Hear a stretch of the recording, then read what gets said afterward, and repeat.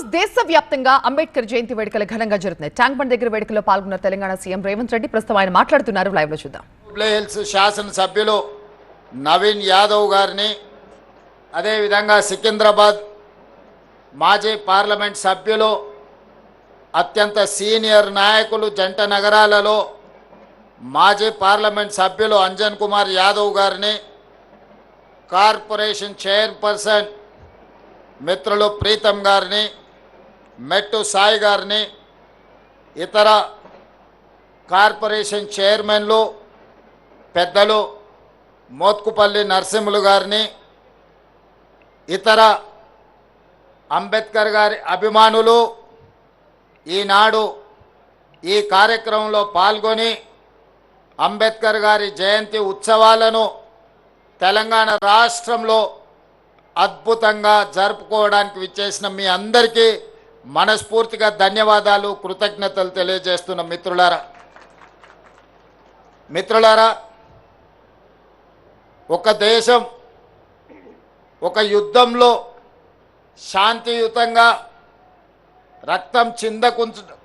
రక్తం చిందకుంటా యుద్ధాన్ని గెలవచ్చని మహాత్మా గాంధీ గారు నిరూపించారు. రవి అస్తమించని సామ్రాజ్యం ఉన్న బ్రిటిషర్స్ను శాంతి ద్వారానే, శాంతియుతమైన పోరాటం చేసి శాంతితోనే ఒక యుద్ధాన్ని గెలవచ్చు అని ప్రపంచ దేశాలకు చాటి చెప్పింది మహాత్మా గాంధీ గారైతే, ఆ గొప్ప దేశాన్ని అద్భుతంగా పరిపాలించవచ్చు, ప్రపంచ దేశాలకి ఆదర్శంగా అభివృద్ధి చెయ్యొచ్చు. ముఖ్యంగా దళితులు, గిరిజనులు, ఆదివాసీలు, బలహీన వర్గాలు, మైనారిటీలు, మహిళలకు సమానమైన అవకాశాలు ఇవ్వడం ద్వారా ఈ దేశాన్ని అభివృద్ధి పదం వైపు నడిపించవచ్చు అని ఒక మార్గదర్శనం చేసిన గొప్ప ప్రపంచ మేధావి డాక్టర్ బాబాసాహెబ్ అంబేద్కర్ గారు అని చెప్పి మనం గర్వంగా చెప్పుకోవచ్చు. దేశ స్వతంత్ర పోరాటంలో మహాత్మా గాంధీ గారి పాత్ర ఎంత ఉందో, స్వతంత్రం వచ్చిన భారతదేశం ఈనాడు బలమైన దేశంగా ఎదగడానికి కారణం డాక్టర్ బాబాసాహెబ్ అంబేద్కర్ గారు. ఈ దేశానికి రెండు కళ్ళు, ఒకరు మహాత్మా గాంధీ గారైతే రెండవది డాక్టర్ బాబాసాహెబ్ అంబేద్కర్. ఈ విషయం మన దేశమే కాదు, ప్రపంచమే గుర్తించింది. ఈరోజు ప్రపంచమే స్వాగతం పలుకుతుంది అంబేద్కర్ గారి విధానాన్ని, అంబేద్కర్ గారి యొక్క ఆలోచనను. డాక్టర్ బాబాసాహెబ్ అంబేద్కర్ గారు ఒకే ఒక్క మాట చెప్పారు, విద్య ఒక్కటే అన్ని సమస్యల నుంచి మిమ్మల్ని విముక్తి చేస్తుంది, విద్య ఒక్కటే మన జీవితంలో మార్పు తెస్తుంది, విద్య ఒక్కటే మన జీవితంలో వెలుగులను నింపుతుంది, విద్య ఒక్కటే సమాజంలో మనకు గుర్తింపు, గౌరవాన్ని, సముచితమైన స్థానాన్ని అందిస్తుంది అని చెప్పి డాక్టర్ బాబాసాహెబ్ అంబేద్కర్ గారు సంపూర్ణంగా విశ్వసించిండ్రు, నమ్మిండ్రు, వారు పాటించిండ్రు. ప్రపంచ దేశాలలో పేరెన్నికగన్న యూనివర్సిటీలలో చదువుకొని వచ్చిన డాక్టర్ బాబాసాహెబ్ అంబేద్కర్ ఆలోచన విధానమే ఈనాడు భారతదేశం యొక్క ఆలోచన. వారి ఆలోచన విధానమే ఈరోజు పల్లెల్లో ప్రభుత్వం యొక్క ఆలోచన, ప్రజాపాలన యొక్క విధానము అని చెప్పి నేను వేదిక మీద నుంచి సవినయంగా మీ అందరికీ తెలియజేయదలుచుకున్న మిత్రులారా, ఈనాడు తెలంగాణ రాష్ట్రం రావడానికి ప్రధానమైన కారణం డాక్టర్ బాబాసాహెబ్ అంబేద్కర్ గారు రాజ్యాంగంలో పెట్టిన ఆర్టికల్ 3 ద్వారానే శ్రీమతి సోనియా గాంధీ గారు సాహసోపేతమైన నిర్ణయం తీసుకొని మన తెలంగాణ రాష్ట్రాన్ని ఏర్పాటు చేయడం జరిగింది. తెలంగాణ ఉద్యమంలో మీకు అందరికీ తెలుసు, దళితులు, గిరిజనులు, ఆదివాసీలు, బలహీన వర్గాలకు సంబంధించిన పిల్లలే పోరాటంలో ముందు భాగాన నిలబడడమే కాదు, ఆత్మ బలిదానాలలో వాళ్ళే ప్రత్యేకమైన పాత్ర పోషించి ఈనాడు తెలంగాణ రాష్ట్రాన్ని సాధించుకోవడంలో వాళ్ళు ప్రత్యేకమైన పాత్ర పోషించారు. వాళ్ళే కాదు, ఈనాడు గుర్తు చేసుకోవాల్సింది, గద్దరన్న తిరగని గల్లీ ఉందా? గద్దరన్న గజ్జె కట్టి గొంగడి భుజాన్ని తెలంగాణ ఉద్యమాన్ని ఉవ్వెత్తున లేపిన విషయం ఈ చరిత్ర ఈ సమాజం మర్చిపోతుందని ఎవరైనా అనుకుంటే అది వాళ్ళ భ్రమనే.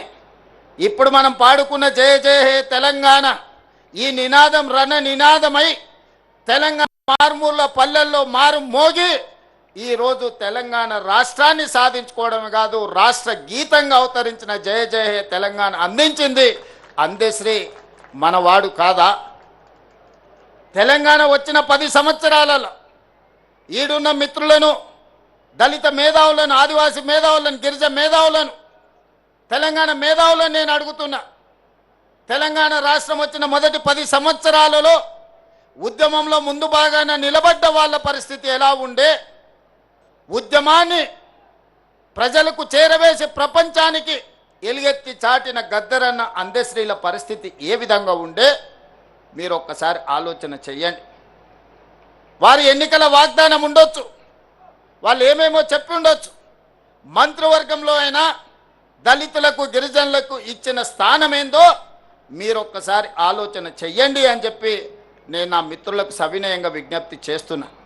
మిత్రులారా, ఆనాడు మంత్రివర్గంలో ఉన్న స్థానం ఎంత, సంఖ్య ఎంత, ఏ జాతికి ఎంతుండేనో మీరు లెక్కేసుకోండి. ఈనాడు ఈ దళితులకు గిరిజనులకు ఈరోజు మంత్రివర్గంలో ఉన్న లెక్కెంతనో మీరే లెక్కించి నాకు చెప్పండి. ఇవాళ అసెంబ్లీ స్పీకర్గా గడ్డం ప్రసాద్ కుమార్ గారు, లేకపోతే మంత్రిగా దామోదర్ రాజనరసింహ గారు, మంత్రులుగా మరో మిత్రుడు అట్లూరు లక్ష్మణ్ గారు, వివేక్ వెంకట్ స్వామి గారు, ఇలా చెప్పుకుంటూ పోతే ఇంతమందిని 4 మంత్రులను, ఒక స్పీకర్ను, అదేవిధంగా విప్పులుగా వేముల వీరేశాన్ని, లేకపోతే రామచందర్ నాయకును, ఇవాళ మంత్రివర్గంలో మా సీతక్కను, ఇంతమందికి ప్రాతినిధ్యం ఉమ్మడి రాష్ట్రంలోనైనా వచ్చిందా మీరు ఒక్కసారి ఆలోచన చెయ్యండి.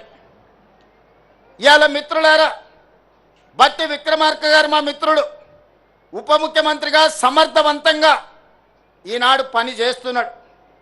సిఎల్పి లీడర్గా ఉంటే ఓర్వలేక హోదా తగ్గించి ఆయనను అవమానించే విధంగా అవమానకరంగా సిఎల్పి నాయకుడిగా తొలగించుకున్న చరిత్ర కళ్ళ ముందలనే ఉంది కదా. వారు బడ్జెట్ పెడితే ఆ బడ్జెట్ను అవమానించే విధంగా ఇవాళ మాట్లాడుతున్న వాళ్ళని చూస్తున్నాం కదా. అంటే ఒక దళిత బిడ్డ ఆర్థిక మంత్రిగా ఉండకూడదా? ఒక దళిత బిడ్డ వైద్య ఆరోగ్య శాఖ మంత్రిగా ఉండకూడదా? ఒక దళిత బిడ్డ విద్యుత్ శాఖ మంత్రిగా ఉండకూడదా? మీరు ఒకసారి ఆలోచన చేయండి. ఒక దళిత బిడ్డ స్పీకర్గా వేదిక మీద కూర్చోవద్దా? ఆయనను అధ్యక్ష అని పిలవాల్సి వస్తుందని కొంతమంది సభకే రావడం లేదంటే ఈ దళితుల పట్ల వాళ్ళకు ఉన్న గౌరవం ఏ పాటిదో మీరు ఒక్కసారి ఆలోచన చెయ్యండి. అందుకే వాళ్ళను మోసం చేసిన ఏ జాతి అయితే అవమానానికి గురైందో ఆ జాతే సభాధ్యక్షుడి హోదాలో కూర్చుంటే ద్రోహం చేసిన వాడు మాట్లాడాలన్నా అధ్యక్ష నాకు మైక్ ఇవ్వాలి అని అడుక్కునే పరిస్థితి ఈరోజు తెలంగాణ రాష్ట్రంలో ప్రజా ప్రభుత్వం కల్పించిందన్న విషయం ఈరోజు మా మిత్రులకు గుర్తు చేయదలుచుకున్నా. చాలామంది మా పిల్లలు ఉన్నారు ఇక్కడ ఉస్మానియా యూనివర్సిటీ, 110 సంవత్సరాల చరిత్ర ఉన్న ఉస్మానియా యూనివర్సిటీకి ఏ ఒక్క రోజైనా మీ జాతి వాడు 110 ఏళ్లలో వైస్ ఛాన్సలర్ అయ్యిందా మీరు ఒకసారి చెప్పండి. ఇవాళ ఉస్మానియా యూనివర్సిటీ వైస్ ఛాన్సలర్ ఎవరు? అంబేద్కర్ యూనివర్సిటీ వైస్ ఛాన్సలర్ ఎవరు? ఈరోజు ఎలక్షన్ కమిషన్కు ఎవరున్నారో మీరు ఒక్కసారి ఆలోచన చేయండి. ఈ విధంగా చెప్పుకుంటూ వెళ్తే పబ్లిక్ సర్వీస్ కమిషన్ కావచ్చు, జిల్లాల కలెక్టర్లు కావచ్చు, లేకపోతే ఎడ్యుకేషన్ డిపార్ట్మెంట్ ప్రిన్సిపల్ సెక్రటరీ కావచ్చు, ఇరిగేషన్ డిపార్ట్మెంట్ ప్రిన్సిపల్ సెక్రటరీలు కావచ్చు, ఇట్లా నేను అన్ని చదివి వినిపించగలను.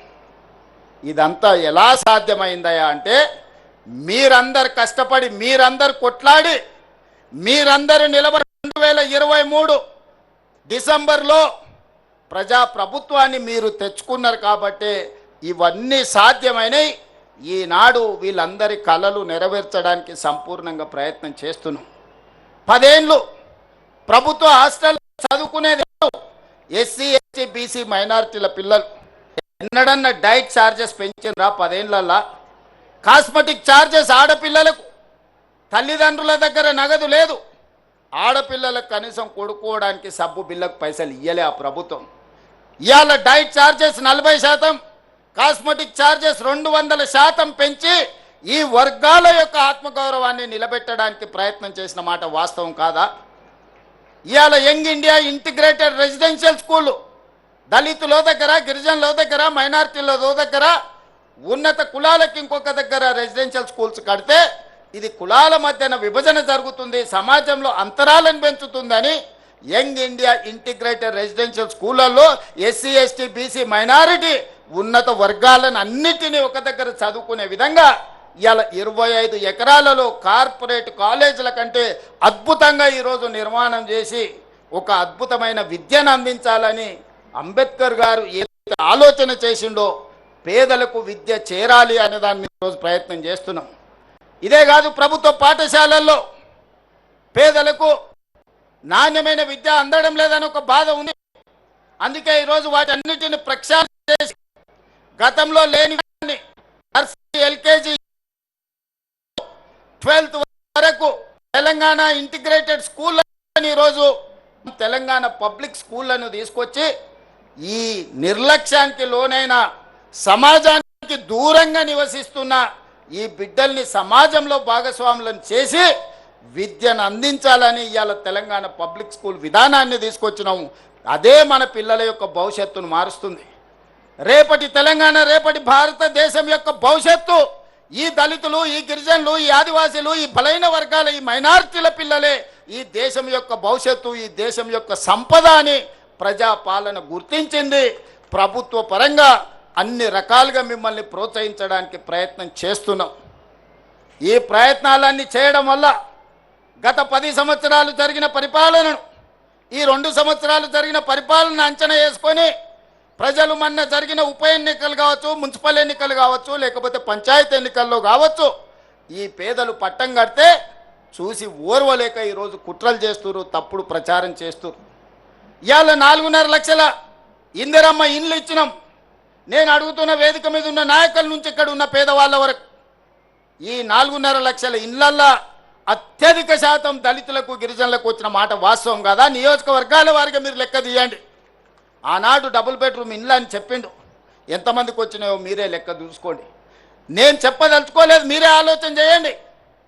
ఈనాడు ఇందిరమ్మ ఇండ్లైనా, లేకపోతే ఈనాడు ప్రభుత్వం అమలు చేస్తున్న విద్యా విధానమైనా, అంతెందుకు మేము వచ్చిన తర్వాత 67,000 పైచీలకు ప్రభుత్వ ఉద్యోగాలు, group 1, group 2, group 3, group 4, police department, medical and health department, వివిధ శాఖలల్లో మేము 67,000 ఉద్యోగాలు మేము నియమించినాం. నేను అధికారికంగా ఈరోజు లెక్క చెప్తున్నా. 67,000 ఉద్యోగాలల్లో 87% ఎంత? 87% ఎస్సీ, ఎస్టీ, బీసీ, మైనారిటీలకు ఉద్యోగాలు వచ్చినాయంటే 50,000 పైగా ఈరోజు ఈ వర్గాలకు ప్రభుత్వ ఉద్యోగాలు వచ్చినాయి. ఇంతకుముందే మా మిత్రుడు లక్ష్మణ్ చెప్పిండు, గ్రూప్ 1 రిజల్ట్లో మా పిల్లలకు చాలా ఉద్యోగాలు వచ్చినాయి. ఈరోజు రాజీవ్ గాంధీ సివిల్స్ కోసం ఈరోజు పరీక్షలు రాస్తున్న పిల్లలకు మనం ఆర్థిక సహాయాన్ని సింగరేణి నుంచి అందిస్తే ఈరోజు ఈ ఎస్సీ, ఎస్టీల పిల్లలు అత్యధికంగా ఐఏఎస్లలో ఈరోజు సెలెక్ట్ అయినరు. అందుకే మిత్రులారా, ఈరోజు ఈ విధంగా పరిపాలనను చక్కబెడుతూ గతంలో చేసిన అప్పులను, తప్పులను సరిదిద్దుకుంటూ ఈరోజు ముందుకెళ్లే ప్రయత్నం చేస్తున్నాం.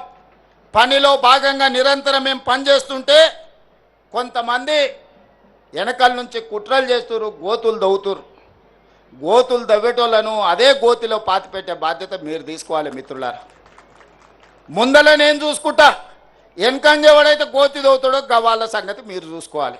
మా నరసింహులన్న చెప్పాడు, మేము ఉంటామా నీకెందుకు, నువ్వు నడుపు అని.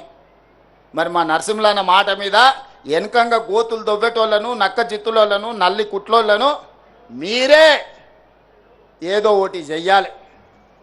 మీరు చేయకపోతే నష్టం జరుగుద్ది. ఎందుకనంటే ఒక మంచి లక్ష్యంతో, ఒక మంచి టీంతో బట్టి విక్రమార్క గారు కావచ్చు, మా సీతక్క కావచ్చు, దామన్న కావచ్చు, లక్ష్మణ్ కావచ్చు, ప్రసాద్ కుమార్ గారు కావచ్చు, ఇలా చెప్పుకుంటూ వెళ్తే పొన్నం ప్రభాకర్ గారు కావచ్చు, అన్ని వర్గాలకు మంత్రివర్గంలో అవకాశం కల్పించి అన్ని వర్గాల యొక్క ఆలోచనను తీసుకొని అన్ని వర్గాలకు సంక్షేమాన్ని, అభివృద్ధిని అందజేయాలని ఈనాడు మా ప్రభుత్వం ప్రయత్నం చేస్తుంది. 10 ఏళ్ల విధ్వంసం 100 ఏళ్ల నష్టానికి దారితీసింది. దాన్ని ఇవాళ సరిదిద్దుకుంటూ చక్కదిద్దుకుంటూ ఆనాడు చేసిన అప్పులను చెల్లించుకుంటూ తప్పులను సవరించుకుంటూ ఈనాడు పరిపాలన జరుగుతుంది. మీ అందరికీ తెలుసు 10 ఏళ్లల్లా ఆ గొప్ప గొప్ప ఉపన్యాసాలు ఇచ్చే నాయకులు ఎన్నిసార్లు అంబేద్కర్ గారి జయంతికో వర్ధంతికో హాజరైనరో మీరే లెక్కేసుకోండి. ఇంతకంటే లెక్క అవసరం లేదు, ఇంకా వేరే లెక్క అవసరం లేదు. ఇది ఒక్క లెక్క చూసుకోండి, మీ పట్ల వాళ్ళకున్న అభిమానం ఏందో ఆలోచన ఏందో. అందుకే మిత్రులారా, ఈ ప్రభుత్వం మనది.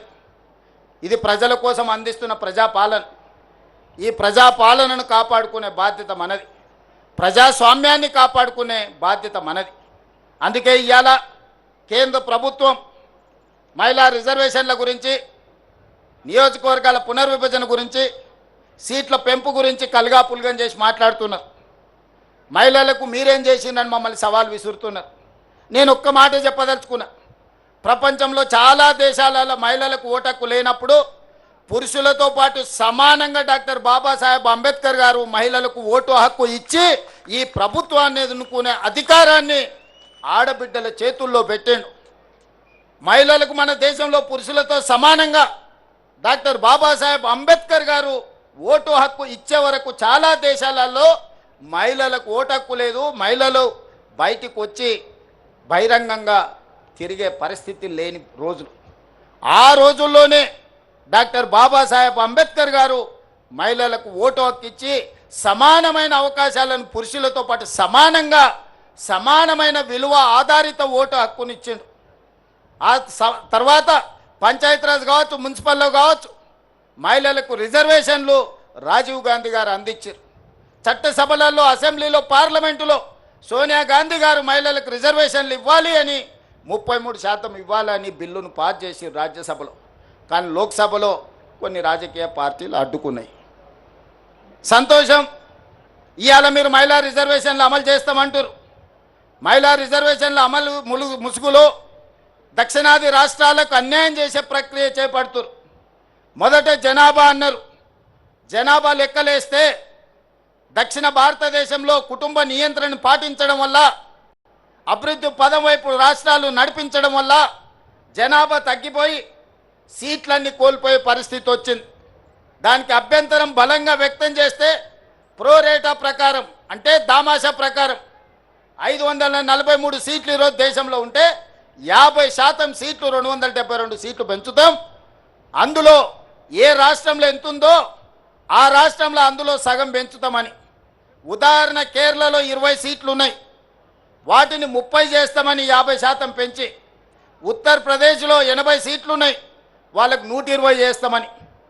ఇవాళ కేరళకు 20, ఉత్తరప్రదేశ్కి 80. ఈ రెండింటి మధ్యలో తారతమ్యం 60 సీట్లు మాత్రమే.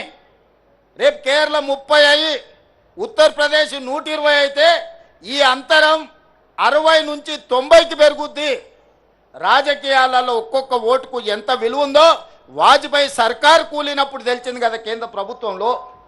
ఒక్క రాష్ట్రంలోనే ఉత్తర భారతంలో 30 సీట్లు పెరిగితే మరి అక్కడున్న దళితులకు, గిరిజనులకు రిజర్వేషన్లు పెరగవచ్చు, నేను కాదంటలేను.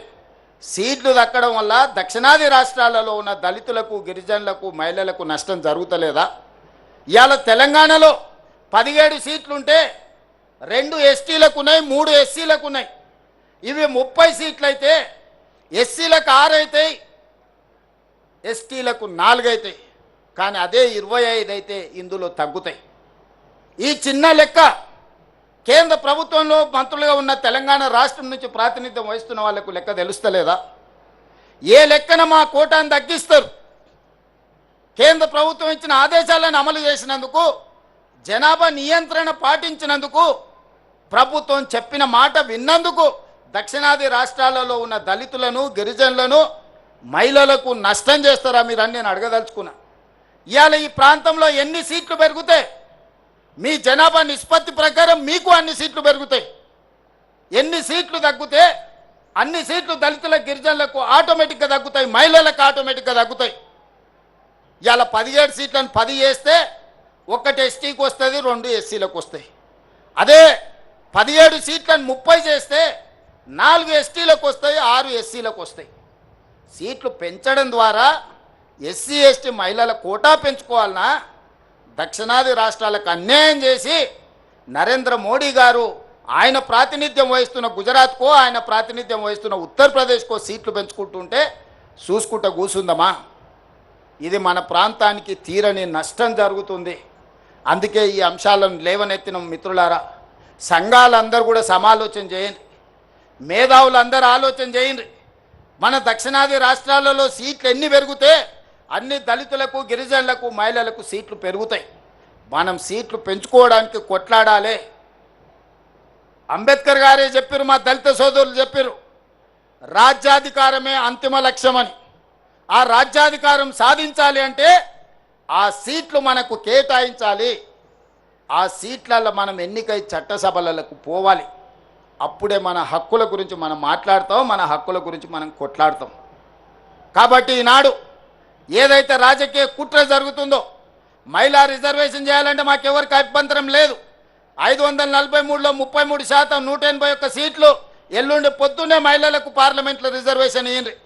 అది అమలైన మళ్ళీ తెల్లారే 119 సీట్లున్న తెలంగాణలో 40 సీట్లకు ఆడబిడ్డలకు తెల్లారే అసెంబ్లీలో బిల్లు పాస్ చేసి మీ అందరికి ఆడబిడ్డలకు సీట్లు ఇచ్చే బాధ్యత నాది. చెప్పిన మాట మీద నిలబడే ప్రభుత్వం ఈనాడు ఉంది. వర్గీకరణ చేస్తామని చెప్పినాం కదా, ఈ దేశంలో ఒక్కడైనా చేసిండా? వర్గీకరణ చేసి చూపించిన రాష్ట్రం తెలంగాణ రాష్ట్రం కాదా? ఈ వేదిక మీద మిత్రులు లేరా? మీకు అందరూ చూడలేదా? కులగణన చేస్తామని చెప్పినాం కదా. జనగణనతో పాటు భారతదేశంలో ఏకైక రాష్ట్రం తెలంగాణ రాష్ట్రం. జనగణనలో కులగణన చేసినాం. సజీవ సాక్షి పొన్నం ప్రభాకర్ గారు దీనికి బాధ్యత వహించిన మంత్రి ఇక్కడ లేడా? వర్గీకరణ జటిలమైంది అన్ని రాష్ట్రాలలో. వర్గీకరణ ముందుకు జరగలేదు.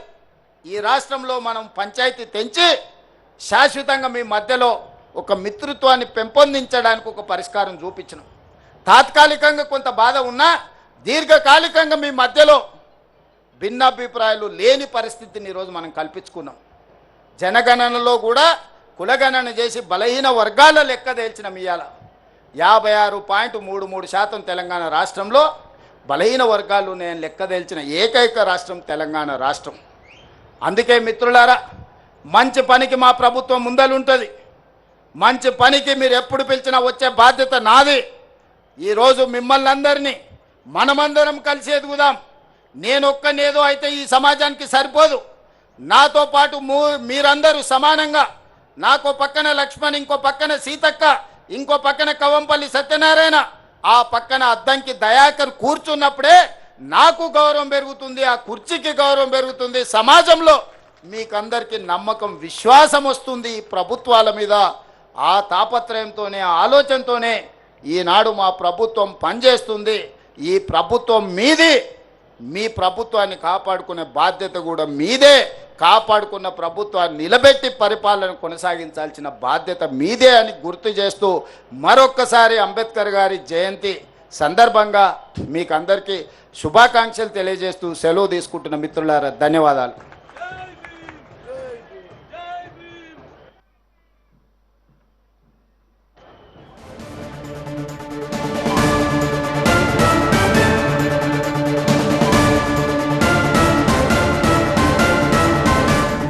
ట్యాంక్ బండ్ దగ్గర వేడుకల్లో పాల్గొన్నారు తెలంగాణ సీఎం రేవంత్. అంబేద్కర్ విగ్రహానికి పూలమాల వేసి నివాళులర్పించారు. సీఎంతో పాటు ఈ కార్యక్రమానికి పలువురు మంత్రులు, నేతలు హాజరయ్యారు. ఇదే వేదికపై నుంచి డీలిమిటేషన్ గురించి మాట్లాడారు సీఎం. ఈ డీలిమిటేషన్ వల్ల దక్షిణాది రాష్ట్రాలకు ఎంతగానో అన్యాయం జరగబోతోంది. ఖచ్చితంగా రాజకీయ నాయకులంతా దీనిపై గళం విప్పాలి. ముఖ్యంగా దక్షిణాది రాష్ట్రాల రాజకీయ నాయకులు ఈ విషయంలో కేంద్రంతో పోరాడాలంటూ పిలుపునిచ్చారు రేవంత్.